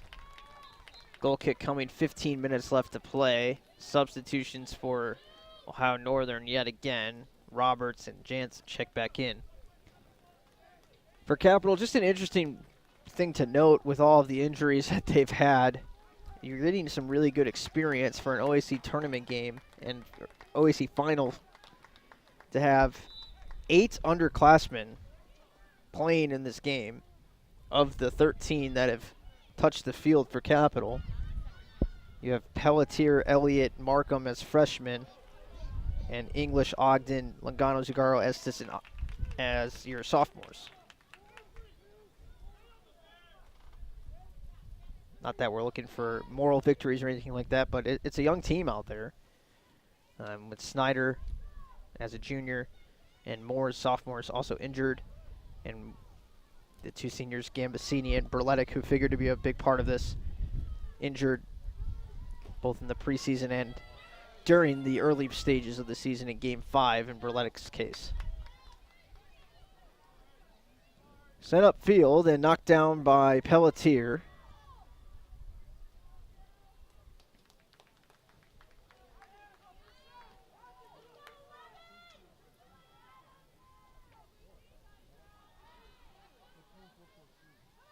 Very well could be the last games played here at Bernlohr for both White and Hart.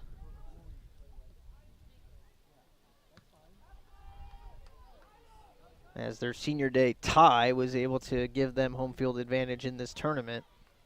And Cap was still in a discussion for a first round hosting situation and potentially could have played some NCAA games here at home. How is that not a handball? Not called somehow.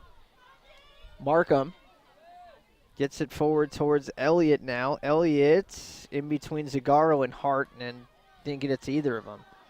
English caught in between now, and she'll play back instead of attacking that ball. Roberts goes out wide with it. Leonetti trying to help cut it off, and a shot that goes wide of the net and actually off of Leonetti. It's part of the reason why it was so off target there. 12.5 minutes left to play. Corner kick situation coming for the Polar Bears. And they're going to send a player in once again. Actually, it's Capital making subs as well. Estes will replace Zagaro. And checking back in is Karsten Bucci, for the Polar Bears, and she becomes the 11th sub for Ohio Northern in this game, actually. Corner kick coming. Into the box. It's down on the turf. White falls on top of it.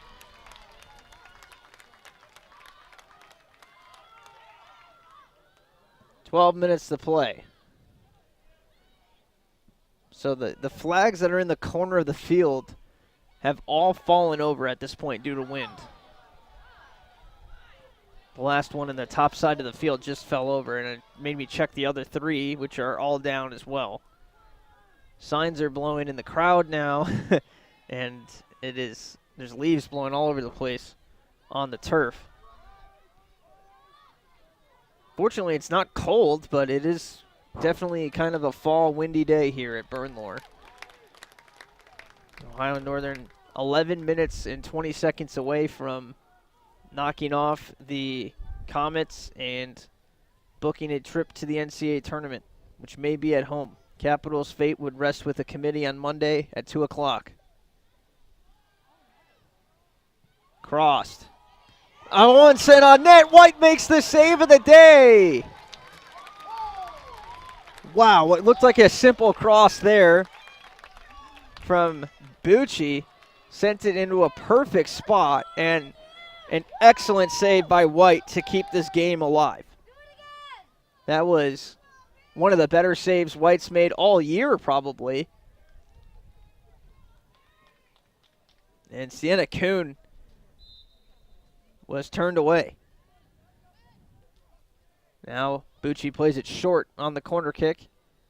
Brown and Bucci working it forward.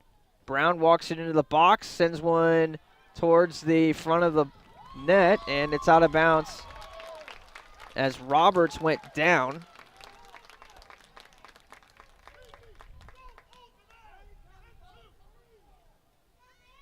Jansen actually had the shot that was saved by White there a second ago, not Kuhn.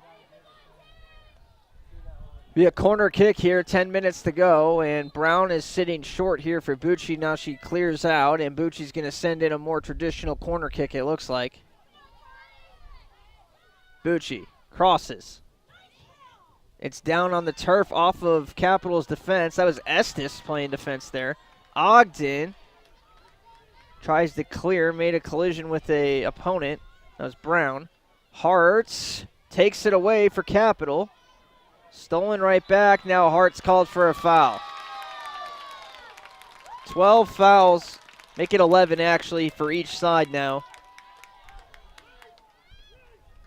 And as I mentioned, it's been a heavy officiated game here.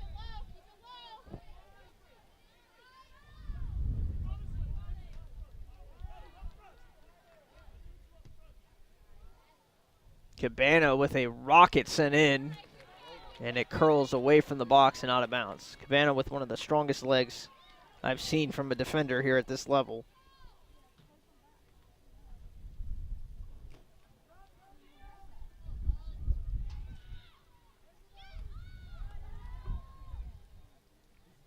Throw in coming for Capital on the far end of the field.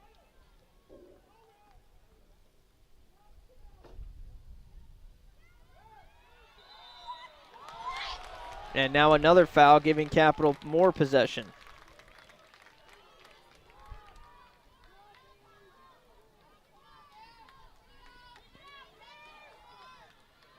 Cottrell will kick from inside of 50 yards from the net. Just outside 50 yards from the net. It goes in towards the far post, headed away by Ohio Northern. Markham lets it go out of bounds. 8 minutes for Capital to try to tie it. Markham throws it in. And Cap loses possession of it almost immediately. English trying to keep it alive. She almost got kicked in the face. The ball didn't travel anywhere off of that kick. Now English gets taken down, and they call the foul against Capital. English gets called for the foul.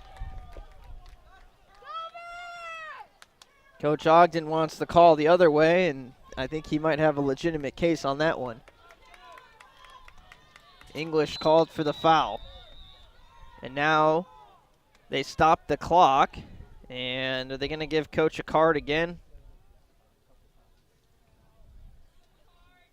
Yep. That's a card for Coach Ogden. He's gotten a few of those in the most recent games. I don't remember the other game. I think it was either the Heidelberg or the Baldwin-Wallace game where he picked up a card. I think it was Heidelberg. If anything, it stops the clock for a little bit, so not the worst thing, I guess. And it's in upfield now. 7:18 to play, to be exact. And it goes off of Elliott out of bounds. Cap needs to find possession.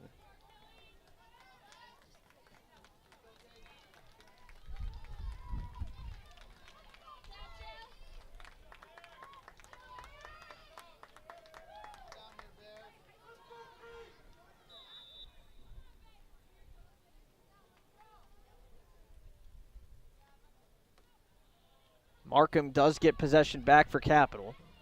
And Cottrell lets it go as it goes all the way through the end zone for a goal kick.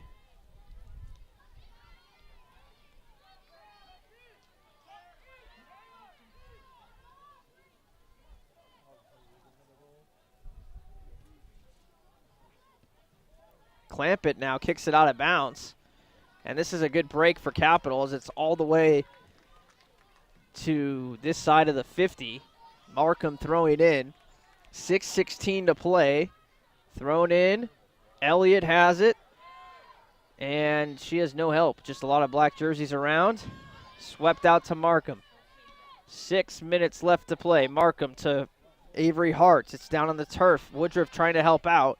Cleared away again. Ohio Northern parking the bus now in front of the net. Cottrell swings it to the right.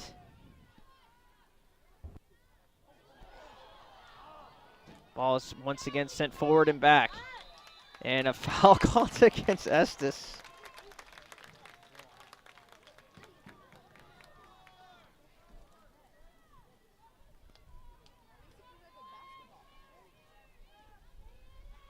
Five and a half minutes left to play. Sent upfield with the strong leg of Cabana. It's going to go out of bounds. Pelletier throws it in over the head of Leonetti. And now English controls and sends upfield. Clicked away again by Cabana. Into the side of the field now. Bucci has it. Off the foot of Lizzie Elliott. It's another situation where Lexi Snyder is missed because she's played as an attacker quite a bit, and at the end of that Baldwin-Wallace game when Capital did tie the game, Lexi Snyder was involved as an offensive player. You don't have that option today.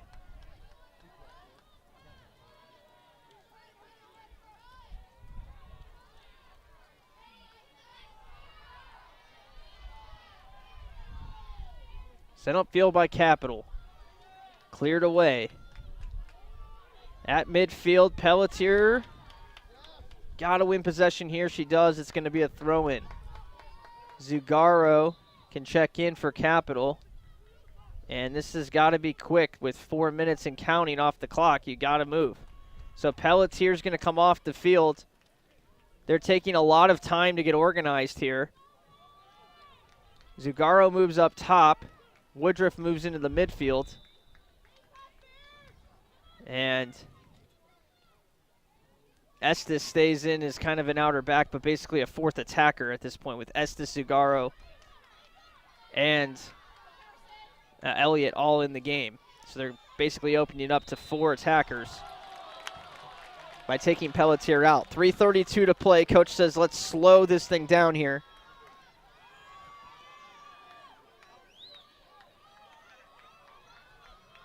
Huge set piece here.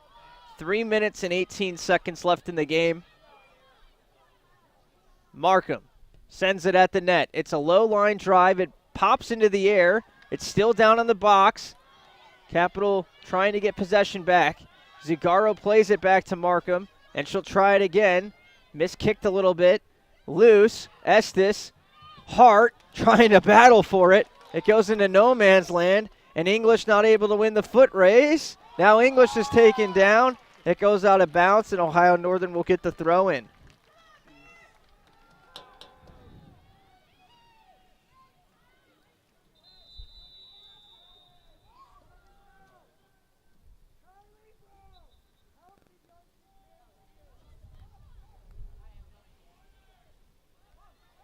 Cap does get possession back quickly.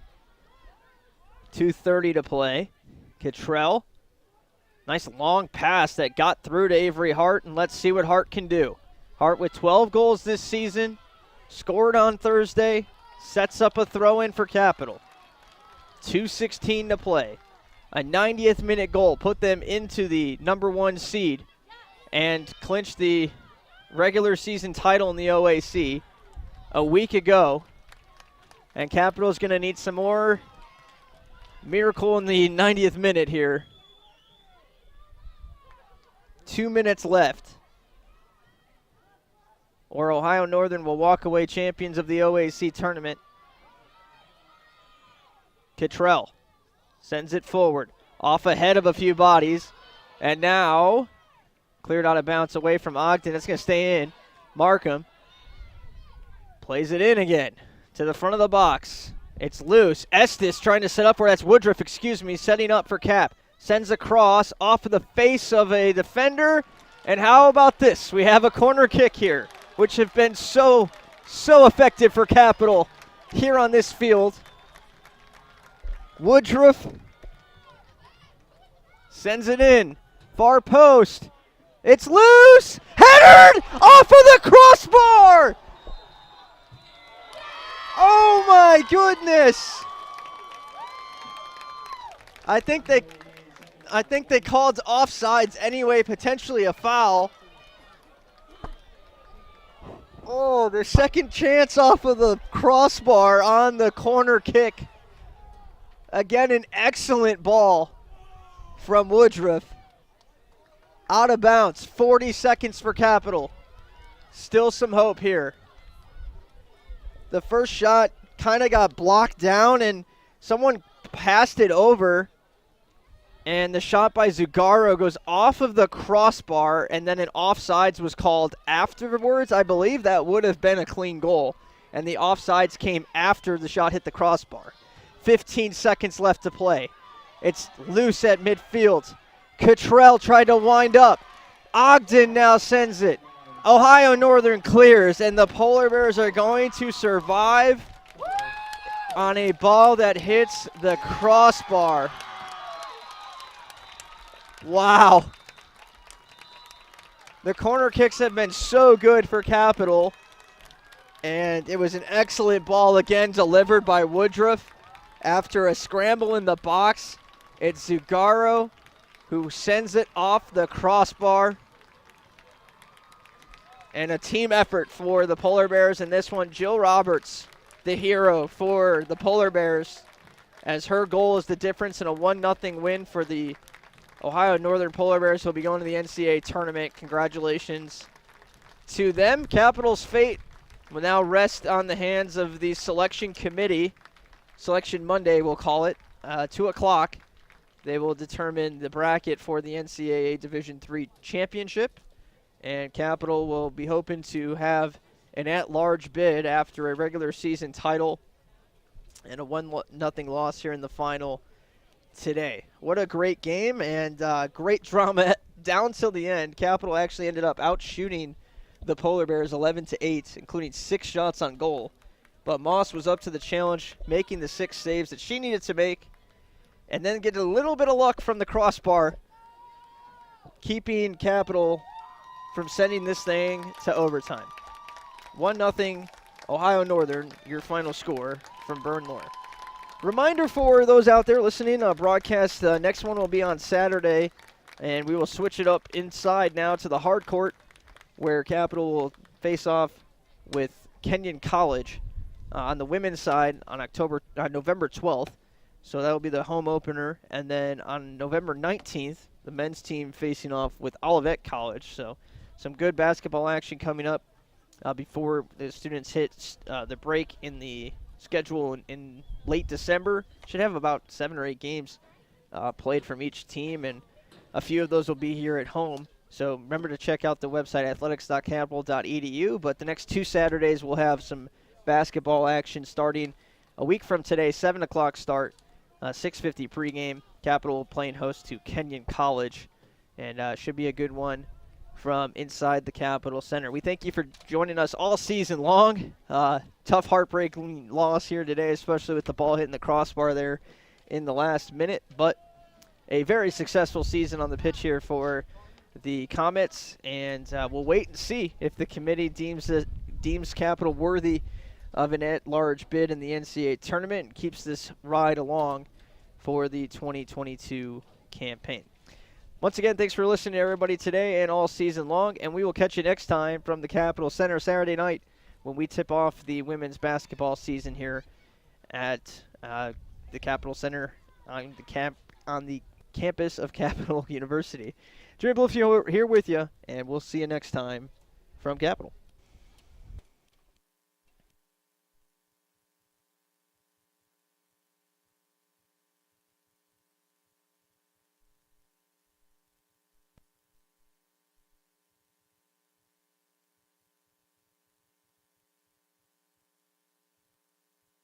Please direct your attention to the field where OAC Assistant Commissioner Bryn Mangold will award this year's regular season and tournament championship trophies.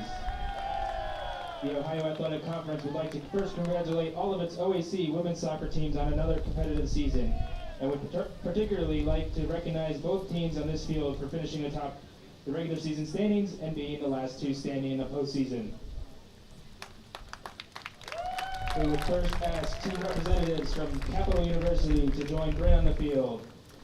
The Comets finished the year with an overall record of 12-3-3 and an OAC record of 7-0-2. Congratulations, Capital, on earning a share of the 2022 OAC regular season title.